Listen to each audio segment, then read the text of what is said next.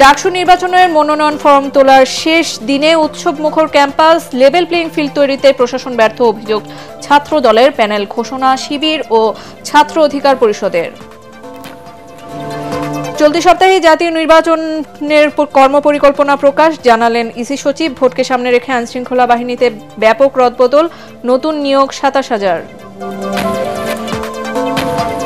একের পর এক দাবি অন্তর্বর্তী সরকারের কাজ কঠিন করে তুলছে প্রধান উপদেষ্টার অস্বস্তি, দমন নয় অধিকার রক্ষায় সদয় আচরণ করছে সরকার।